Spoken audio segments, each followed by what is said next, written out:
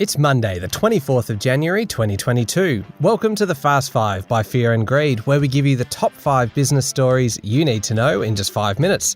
I'm Michael Thompson, and good morning, Sean Aylmer. Good morning, Michael. Good news, Sean. In a few days, regular episodes of Fear and Greed will be resuming, so that's full-length episodes every day, all the normal interviews, the Saturday show, the Sunday edition, the week ahead, all of it. Are you looking forward to it? I sure am. I had a great break. It seems like ages since we've had the full show up and running, and so much has gone on over the last 4 weeks or so. Forget COVID. Think of all the business news, Michael, that's happened around BHP, around the big banks, interest rates, cryptocurrencies, all sorts of things. Crazy month or so. I tell you what, it'll be a bumper few episodes while we catch up with where we left off last year. But in the meantime, Sean, let's cover today's top 5 stories in 5 minutes. Here we go. Story number 1 today, Sean, is all about cryptocurrencies. They have not, unlike you, enjoyed the holiday season. They certainly haven't. Bitcoin has lost around 40% of its value since November last year, including a big slump over the weekend. It's now worth about $38,000 a unit. That's its lowest level in 6 months. Other cryptos have also fallen hard. Ether is down, so too the meme coins.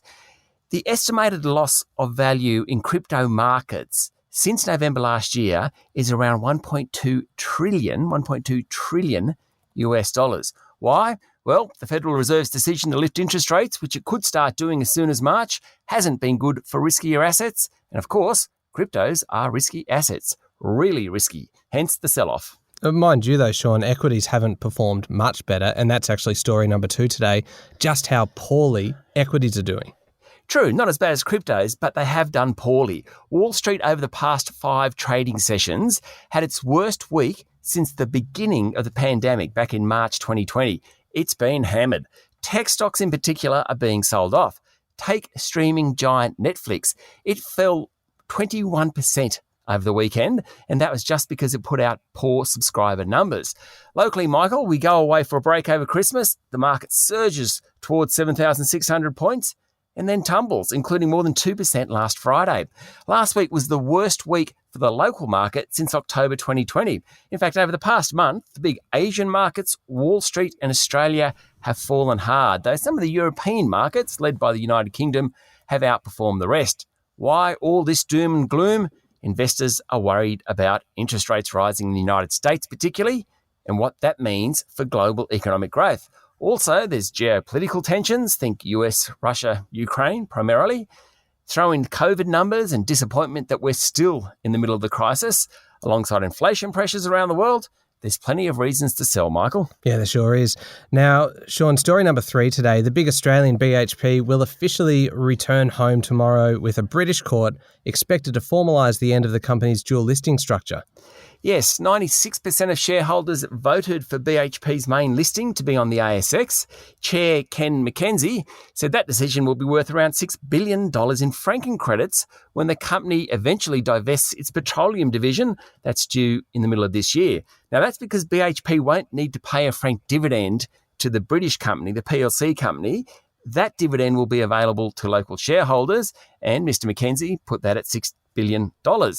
Not everyone's happy with the decision to move back to Australia, though, including some fund managers. Now, remember, the big fund managers, we talk about fund managers all the time, they're the people that invest your and my superannuation money. Some fundies think the dual listing has put downward pressure on BHP's share price in Australia, and that's not good.